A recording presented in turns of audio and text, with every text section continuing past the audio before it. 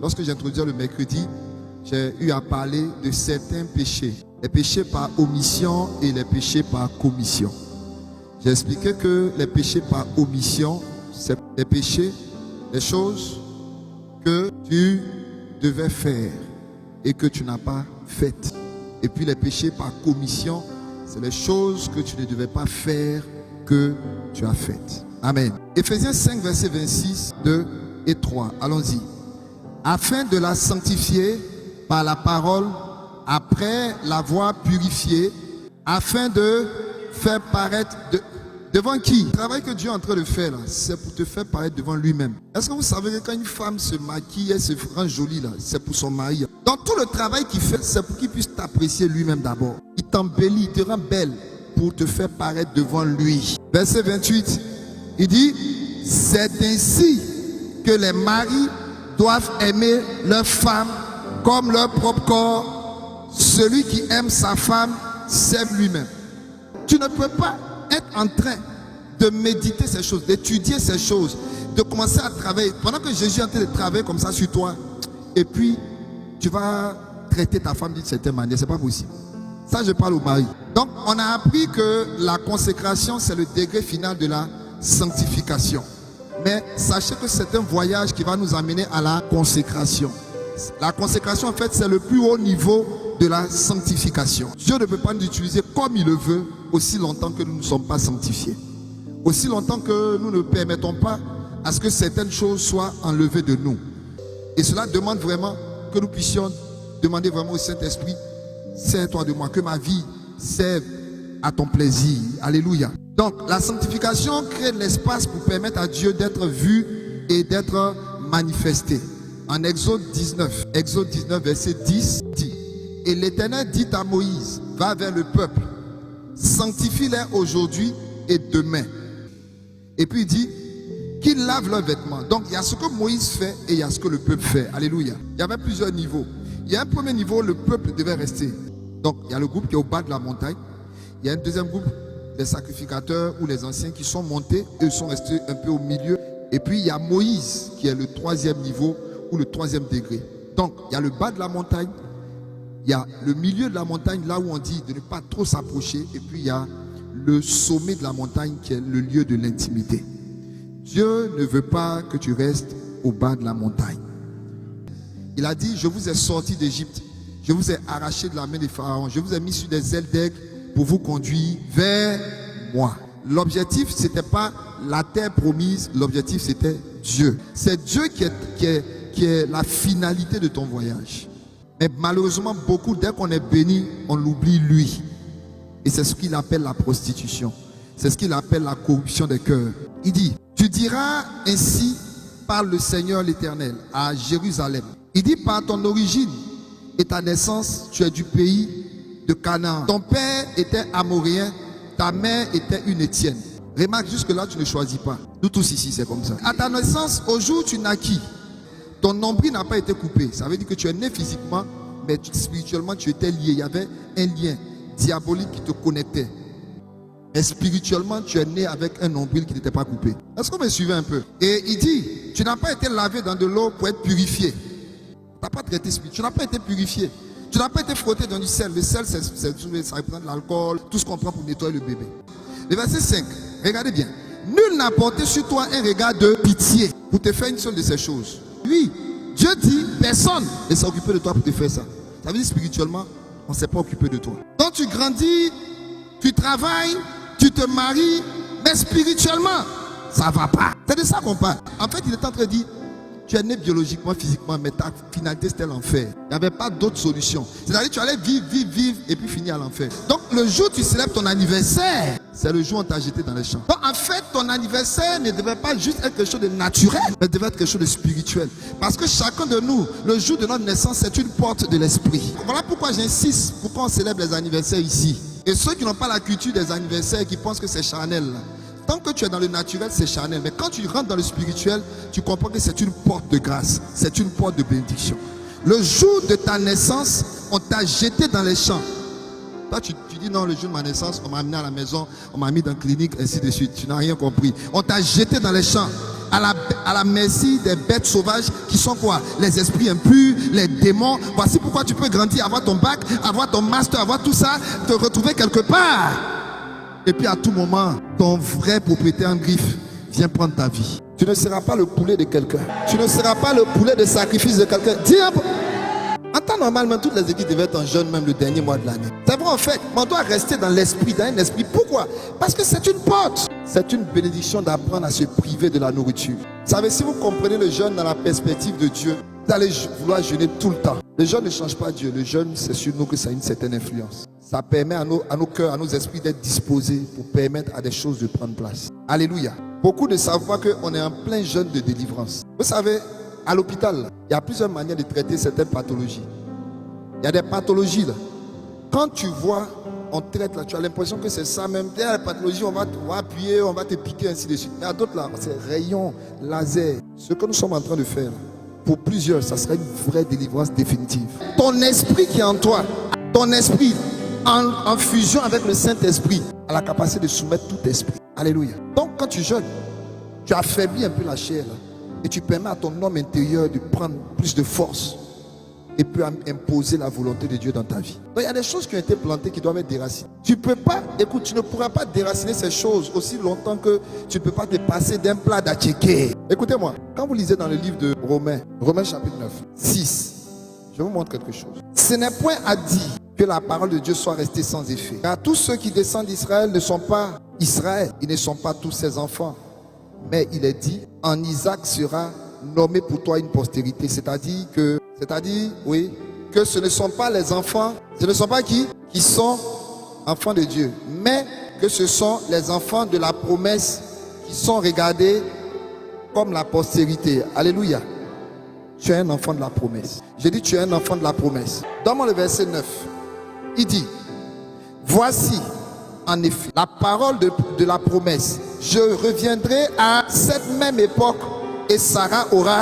Lisons, c'est ce verset-là que je voulais vous montrer. On y va, 1 et 2. Car quoique les enfants ne fussent pas encore nés, et ni bien, ça veut dire qu'ils ne sont pas encore nés, hein? Donc ils n'ont pas encore fait le bien, ils n'ont pas encore fait le mal.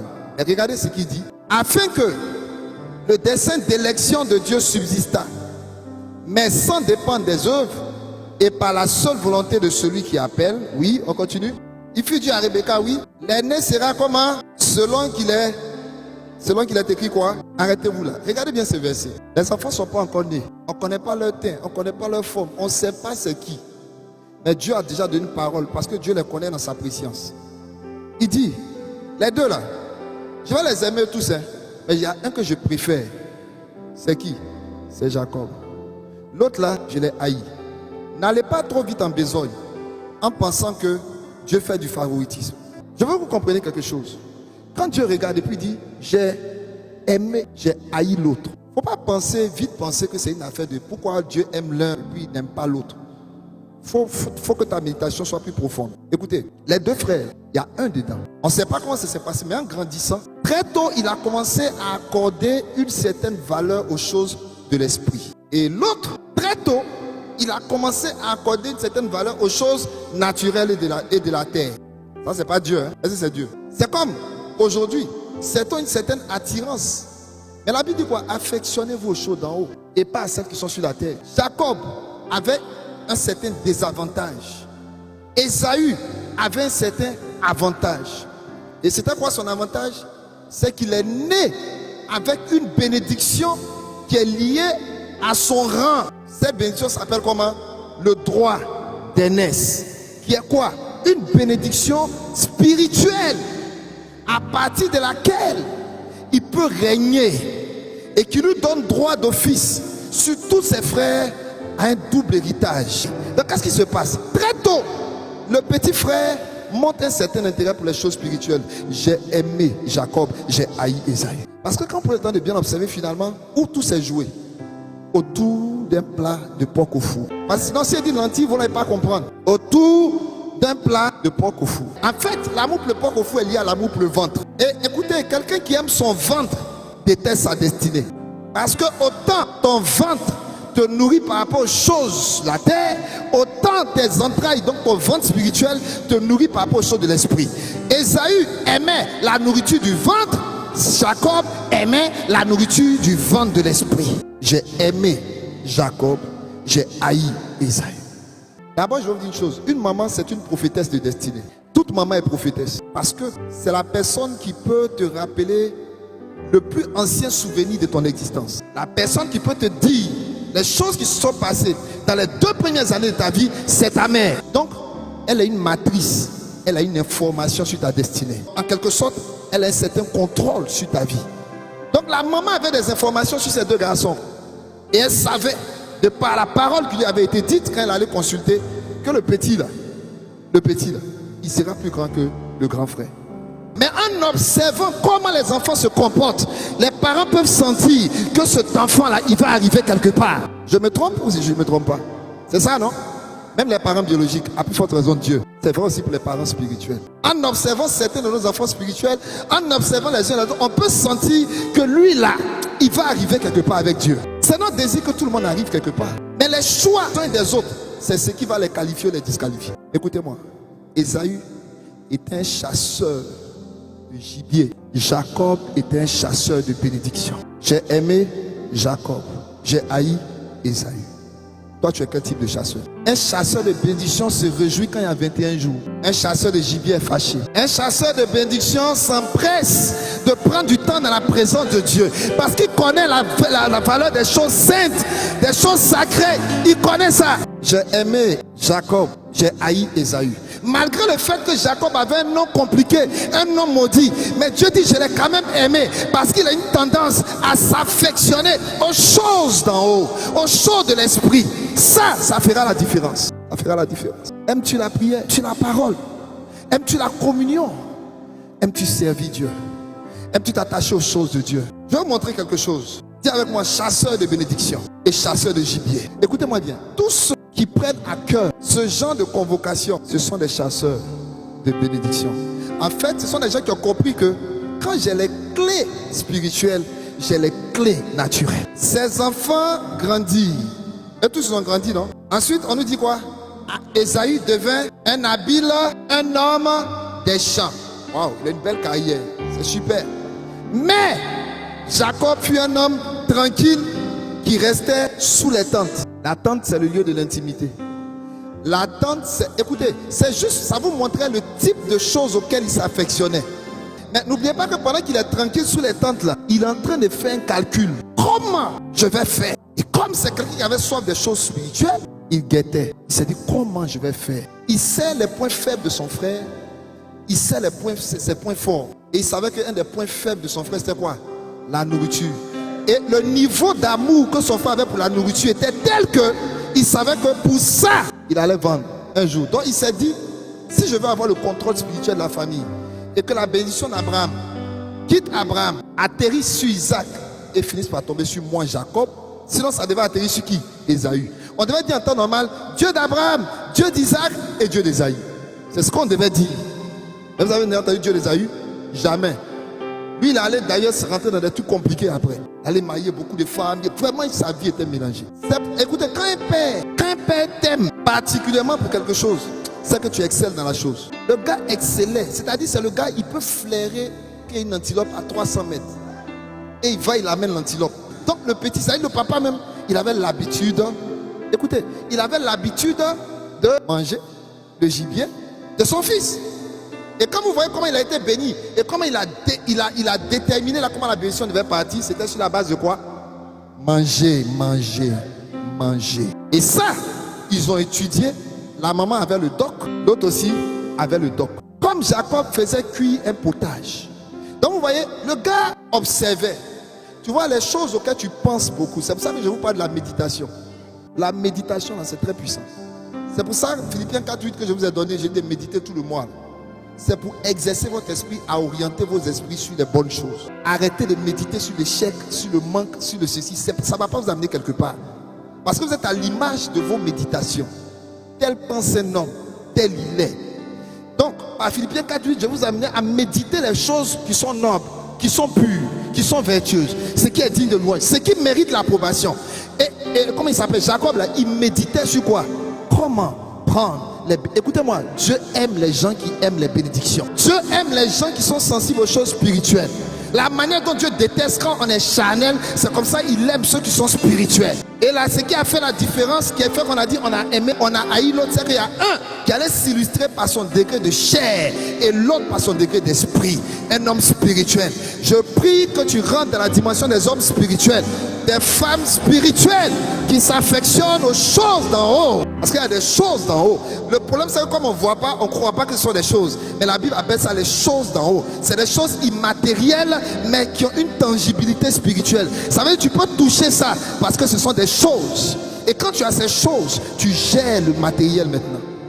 On doit arriver à cette dimension où on appelle les choses à la manifestation. C'est comme ça que chacun de nous est amené à fonctionner. Tu dois être capable de te lever et dire cette maladie ne va plus prospérer dans ma maison. Et la guérison prend chair dans ta maison. Tu peux regarder la situation et dire je ne serai jamais dans le manque. Tu peux regarder ton frigidaire et dire tu es vide, mais j'appelle les ressources. Tu ne manqueras de rien. Et Jacob avait compris que s'il avait la clé du droit d'aînesse, il allait recevoir l'onction d'Abraham. Il a calculé, il a médité comment je vais faire. Donc ce jour-là, il était en train de préparer un potage, une bonne sauce là. Il a mis les épices, tout ce qu'il fallait. Et l'odeur. Et c'est à ce moment que Ésaïe revient des champs, comment accablé de fatigue. Écoutez, toujours fatigué. Tu ne peux pas te réveiller, non? C'est là où on vole tes bénédictions. La Bible dit dans Matthieu, pendant qu'il dormait, un ennemi est venu faire quoi? Maître. Il faut arrêter les histoires de je suis tout fatigué, je suis fatigué. Tu es fatigué? Le Saint-Esprit peut fortifier ton homme intérieur. Le diable n'est pas fatigué, il sommeille. Dieu ne sommeille pas, il ne dort pas. Le diable ne sommeille pas, il dort. C'est toi seul qui sommeille, qui dort. Accablé de quoi? Fatigue. Donne-moi le texte. Si vous remarquez dans ce texte, ils ne se sont pas assis avec un papier pour signer un contrat. Il avait juste besoin d'une parole. Un homme spirituel connaît la valeur d'une parole. Il avait juste besoin que son frère renonce par la bouche. Parce que dès que tu renonces par la bouche, tu décrètes dans le spirituel. Le spirituel s'en fout. Si tu t'amusais, si tu plaisantais, du moment où c'est sorti de ta bouche, on peut prendre ça et travailler avec ça. Jacob était un homme spirituel. Il connaissait la valeur des paroles. Il savait que quand une prophétie est lancée, on l'attrape, on peut courir avec. Il savait ça. Mais comment prendre la bénédiction de son grand frère tant que son grand frère n'a jamais rien dit? Il aimait manger, mais il n'a jamais dit je veux plus être grand frère. Il aimait faire des choses, mais il n'a jamais dit je voulais plus. Mais il savait qu'au fond, son frère était très léger et que Toko Choko, un jour, il allait céder. Ah, je prie vraiment que quelqu'un comprenne quelque chose. Vous voyez, les lois de la parole. Ésaïe dit à Jacob, qu'est-ce qui a fait qu'il a dit laisse-moi manger? Au moment où il dit laisse-moi manger, je vous pose la question, est-ce qu'il avait déjà goûté le repas? Donc qu'est-ce qui a fait qu'il a dû demander? Un jour je vais vous enseigner sur les lois, les odeurs spirituelles. Quand le monde spirituel est gouverné par des odeurs, c'est une odeur qui l'a fait vendre son droit. C'est que cette odeur avait un certain pouvoir. Et comme mon gars était prédisposé à la bouffe, Satan n'a pas besoin de trop t'attaquer, il n'a qu'à mettre des odeurs. S'il sent que tu es en train d'aller vers une certaine bénédiction, par exemple quand cette fin d'année il y a des grâces qui sont déposées sur ta vie, qu'est-ce qu'il va faire? Il va mettre des choses qui sentent bon. Et comme tu aimes manger, tu vas vendre ton droit. Laisse-moi, je te prie, manger de ce porc au fou. De ce porc. Parce qu'il y a plusieurs porcs au fou que tu as mis dans ta vie. Mais chaque porc au fou n'a pas la même dimension que l'autre. Moi un jour ma femme a fait un certain type de sauce. C'était un genre de sauce bombo mélangée façon grillée avec huile de palme dedans façon. J'ai aimé ça.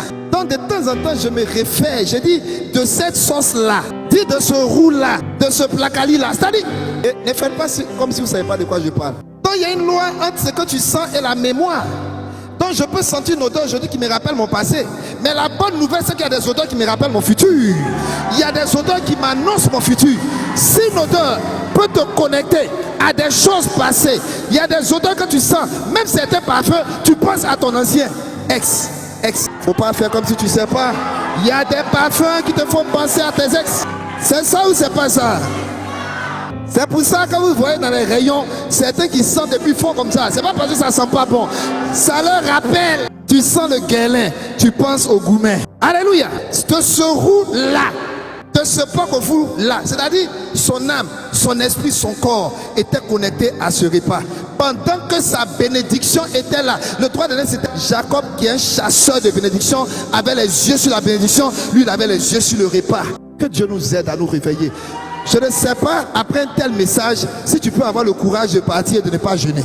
Si Si tu ne réussis pas à jeûner quand même, c'est que tu as une dimension particulière. Ce message n'est pas pour vous condamner. Ne jouez pas avec les choses spirituelles. La Bible dit, prenez garde que vos cœurs ne s'appesantissent par les excès de manger. Quel est le lien entre manger et le cœur? Est-ce que le cœur, là, c'est là-bas la nourriture, le cœur gras, le cœur incirconcis, ne s'alourdissent par les excès de manger et de boire? Parce qu'il y a un lien entre le ventre et l'esprit. La nourriture, là, t'alourdit ton esprit. Je vais vous donner un conseil spirituel et prophétique. Écoutez-moi très bien.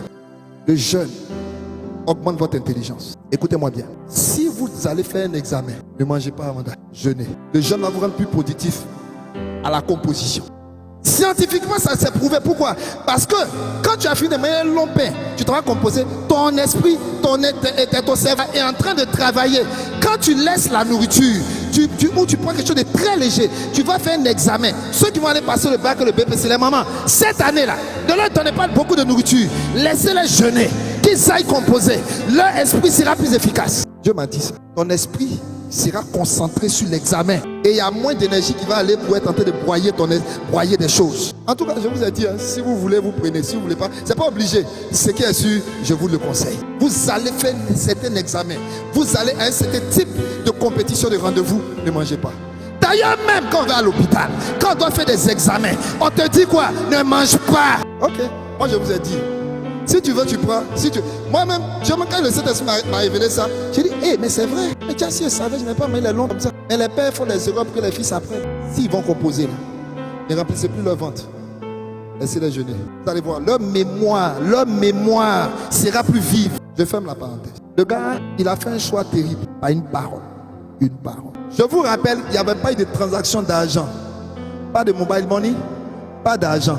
Mais il y a eu vente. Les plus grandes ventes ne se font pas avec l'argent. Elles se font avec la parole. Donne-moi tout ton héritage spirituel, le pouvoir de parler sur la famille, le pouvoir de recevoir la grâce d'Abraham, le pouvoir de régner et le pouvoir de devenir le chef des 12 tribus d'Israël. C'est pour ça que Dieu dit, j'ai haï Ésaü. Il n'était pas spirituel. Il n'aimait pas les choses spirituelles. Frère, vous n'avez pas idée de combien de fois Dieu hait les personnes qui ne sont pas spirituelles. Et le couronnement, justement, c'est pour faire la différence entre ceux qui vont aimer et ceux qui vont haïr. Regardez comment la vente va se faire. Je m'en vais mourir. À quoi me sert ce droit d'aînesse? L'un des plus gros mensonges du diable dans ces derniers temps, c'est de faire croire aux gens que quand ils sont en train de jeûner, ils vont mourir. La Bible dit Jésus jeûna 40 jours et 40 nuits, alors il eut faim. Le temps normal pour un être humain, la manière dont Dieu a configuré l'homme, l'homme a été configuré par Dieu pour vivre sans nourriture pendant exactement 40 jours. Avec l'eau, bien sûr. 40 jours.